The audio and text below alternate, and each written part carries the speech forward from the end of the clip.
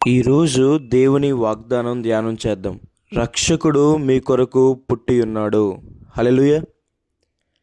క్రీస్తు ప్రభు మన కోసం ఈ లోకానికి వచ్చారని. క్రీస్తు ప్రభు వారు సృష్టి అంతా సృష్టింపబడక ముందు ఉన్నారు.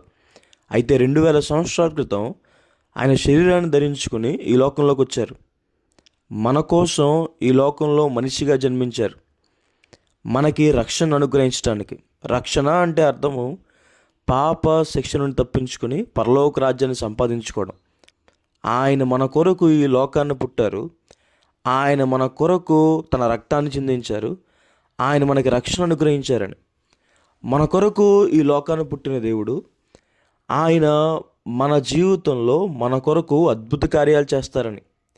అద్భుత కార్యాలు అంటే అర్థం ఏంటంటే మనుషులెవరూ చేయలేనిది దేవుడు మాత్రమే చేసేది.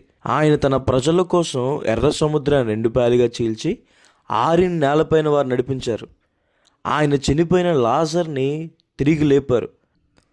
100వ సంవత్సరంలో అబ్రహాము గారికి ఇస్సాక్ అనే కుమారుని అనుగ్రహించారు. దేవునికి అసాధ్యమైనది ఏదీ లేదు.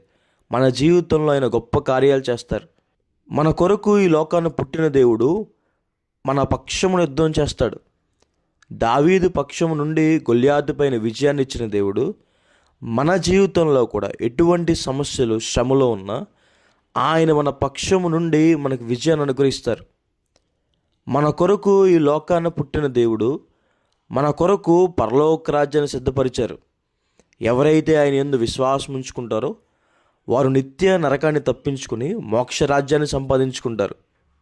మీ కొరకు పుట్టిన దేవుడు మీకు రక్షణ అనుగ్రహిస్తారు. ఆయన మీకోసం ప్రాణం పెట్టారు. ఆయన మీ జీవితంలో అద్భుత కార్యాలు చేస్తారు. ఆయన మీ పక్షమును యుద్ధం చేస్తాడు. ఆయన మీ కొరకు పరలోక రాజ్యాన్ని సిద్ధపరచుంచారు. ప్రార్థన చేసుకుందాం. సర్వశక్తిమంతుడా, జీవంగల దేవేశ్వర ప్రభువా, మీకు వేలాది వందనాలు యేసయ్యా. ఈరోజు ఈ వాగ్దానం ద్వారా మాతో మాట్లాడినందుకు దేవా ప్రభువా మీకు వందనాలు. ప్రియులు ఎంతమంది అయితే ఈ వాగ్దానం వీక్షిస్తున్నారో వారి జీవితంలో మేలు చేయండి. క్రిస్మస్ ఆశీర్వాదాలతో వారు నింపండి. మీరు ఈ లోకాన్ని పుట్టారు, మాకు రక్షణ అనుగ్రహించడానికి ఈ లోకానికి వచ్చారు. అలాగే మీరు మా జీవితంలో అద్భుత కార్యాలు చేస్తారని, మీరు మా పక్షం యుద్ధం చేస్తారని మేము తెలుసుకున్నాం. ప్రభువా, మీ అద్భుత కార్యాలు మా జీవితంలో చేయండి. మా జీవితంలో ఏ కొరత అయితే ఉందో అది తీర్చండి. మా పక్షంలో మీరు ఉండండి. మీ పరలోక రాజ్య వారసులుగా మమ్మల్ని మార్చండి. దీవెనలు కుమ్మరించమని, గొప్ప ఆశీర్వాదాలతో నింపమని యేసు నామమున వేడుకుంటున్నాను తండ్రి. ఆమేన్.